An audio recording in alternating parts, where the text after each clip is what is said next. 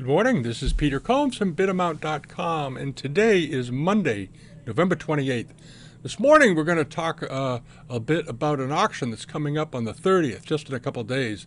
It's an auction that Christie's is doing in Hong Kong, maybe one of the best sales they've had in a couple of years, I think. It's just a spectacular sale. We did a post on our website about it. It's on the blog, and as always, we have the catalog here.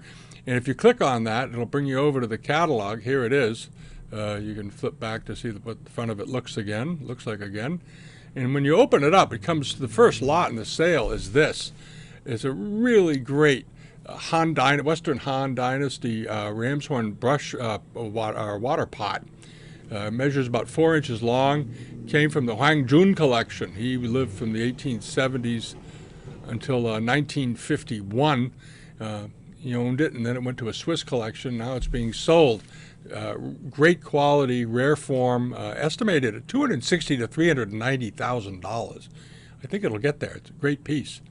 Another jade worth checking out, if you like jades and early jades, is this Han Dynasty Phoenix ornament, or Bai. They call her B. Beautifully done, lots of nice calcification in it. It's estimated at $340,000 to $520,000. But when you look at it, look at the quality of the work. If you're familiar with the Palace Museum collection, they have a nice range of these, and this is as good as anything in their collection. Just great quality through and through. There's the front and there's the back. Beautifully done. Just beautifully done. And carrying a pretty big estimate, $340,000 to $520,000. It's about 4 inches wide. These are never that, usually these are not that big. If you see big ones, they're often copies. And then next up starts off the porcelain section with masterpieces of Qing ceramics, and they're focusing in here on this ruby ground Falangai Yongchen cup. Rosemary Scott, the in-house scholar at Christie's, wrote a very nice piece on this and their significance, and shows some comparison examples. Beautifully written, lots of information. Her papers are always worth reading. If you come across a catalog with an article by Rosemary in it, you want to read it. She's really something, and she can get a lot of information into a very small space. This little cup here had been exhibited at the Min Chu Society, which is a very prominent place, and estimated at $5 to $6.5 million. It's 2¼ inches tall. It is marked on the base. There's a picture of the mark, and those of you that like marks, we'll blow it up for you. You can do it yourself with this tool at the top of the bar. There it is. There's the bottom of it, 4-character mark, and it's a really beautiful cup. You can see the decoration here, just spectacular. And next is another thing. These are a pair of a little over 8 inches tall, these Favog decorated Qinlong vases. Rosemary also wrote a piece on these, and she included with it a photograph of one that was done in a painting of the Palace Museum collection. And here's a couple of them shown there. And we'll get over to the jars. There they are. It'll be interesting to see how these do. These jars were sold just 11 years ago at Christie's in Hong Kong. They did fairly well, apparently, but they're bringing them back, and they have an estimated of $2 to $2.3 million, but just great quality. So let's see how they do. Next up is this, lot 3224. This may be the best rouge scepter I've ever seen. It's made of bamboo, it's veneered, beautifully carved. There's a lot of information on here. It's estimated at $910,000 to $1.2 million. It was bought in Osaka around 1999. It's probably from a good collection over there. But the quality of the work, when you really look at this, is just amazing. These beautifully done low-relief carved clouds and Shao character with bats, everything you want to see. This beautifully done Ruyi head piece here, reflective of the shape of the piece in general. Lots of good detail. And on the underside is this poem in this relief-worked cartouche, and they translated it in the listing. And they show a similar shaped item in the Palace collection with jades. I don't think it's as nice as this one, though. I think this one's better. All right. Now let's move along. We'll get over here. Another scholar's object for bamboo brush pot collectors. This is a great one, signed by Ji Yan, done around 1750 during the Qianlong period. Has a poem in it with this spectacularly well done relief worked landscape, and estimated at 260 or 390,000 US. And let's get over here and see what this. There it is. They have. I love the flattening technique they can do with cameras these days. Here you have what the landscape looks like on this, with these little houses and the mountains in the background and pine trees all around it. The poem here in the upper right, and they even accompanied the illustration with a painting showing the style of artwork that was done in what's in this painting and what it symbolizes. It's all explained in the write-up. So you want to check that out. And now you have this. This is going to bring the world. This is going to do very, very, very well. It is a monster. It is a 38-inch tall, over 3 feet tall, massive bronze figure, Ming Dynasty. It originally sold the last time at the Drouot in Paris over 100 years ago, in November of 1904.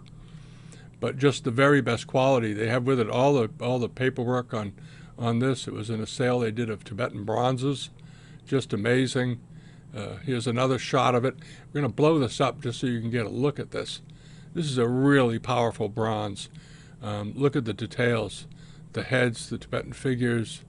There's a Vase right there, another figure. The facial expression, the multiple heads. Oh, the whole thing. It's just, this is what they say, really over the top. This is an over-the-top bronze, and there's a nice write-up on it. Here's an older picture of it from the original time the last time it was sold. Here's another detail of it. The gilding is still in remarkable condition on it. And here it is in comparison to some tankas, but there's the back of it.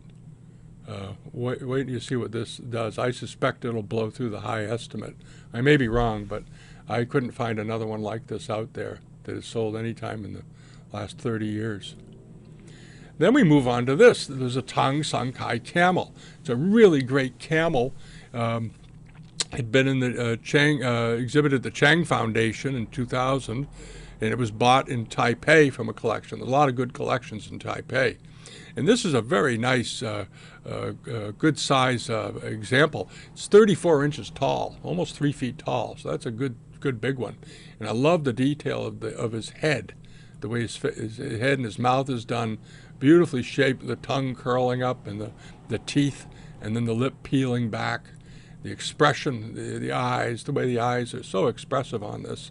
And what's interesting, if you don't look carefully, the saddle is is a mask form saddle. Here it is. And on the right side is a white Tong porcelain ewer. It's interesting, there's a ewer that looks a lot like this in this sale. So you maybe go take a look and compare them. But it's a classical whiteware piece, beautifully done. Now we'll move over to this, the Yuan blue and white jar. Beautiful Yuan Dynasty jar. They included, happily this time, a picture of the foot. They often don't, and I don't know why. It's 14 inches tall, spectacularly well painted. Let's blow it up. There it is. You can see the photography is just excellent as always. You see the heaping and piling effect that they appear on this piece. Nicely done, very neat all the way through. Don't let heaping and piling, though, if you see it on a jar, fool you. They can copy that today just is unbelievably well, so be careful. And it's estimated at 650,000 to $1 million. They don't show any previous sales records, so this could surprise people. We'll see how it does. And then you have this, another article by Rosemary Scott on this extremely rare moon flask. Let's get over to it and see what I'm talking about. Here it is. Okay, it had been in a collection in London since the 1950s. It's Yongchen period. Absolutely an elegant moon flask with bamboo decoration up here and these wonderful vine-like devices. You don't see these very often around the base and around the neck with the magpies, okay, on the prunus branches. It's just beautiful quality, and there's a lot written in here about it and their history. and the evolution of the form and so forth. It's worth reading. Like I said before, always read Rosemary's articles. She puts a lot into them, and they're extremely well researched. She's been writing about them for decades. And next is this, lot 3310. I'll be interested to see how this does. This stem cup is an extremely rare one. It's Ming, Zhong D period. It had been sold in 1992 and again in 2007. And it's carrying a big estimate, 7.8 to 10 million US, $10 million, 6 inches tall, but of very, very good quality. The quality of the thing is just amazing. We'll go back to it. Here's some other views of the dragon with this light blue wave background and the waves crashing around the rocks and so forth. We'll see how it does. And the last item we're going to look at is this. If you like Yi Xing ware, this is something to take a close look at. It's a slip-decorated crab with crabs on it, brush pot with a creamy slip on it. And it is also signed by Yang Ji Shu, who is a pretty famous Yi Xing potter during the Qinlong period. When during that period it was made, I don't know, but he was well known and he did great examples, and that's one of them. And it's estimated at $340,000 to $520,000. So we'll see how that does. All right, and that's it for the sale. But do take a look at it, and if you want to, you could probably register online to watch the sale or at least listen to it. It'll be fascinating, very exciting auction, and subscribe to our YouTube channel here, and we'll put up videos. We put them up at least once a week nowadays. And visit us at Bidamount.com, get the newsletter, and use the site and all that good stuff. And thanks for visiting. Have a great week. Bye-bye.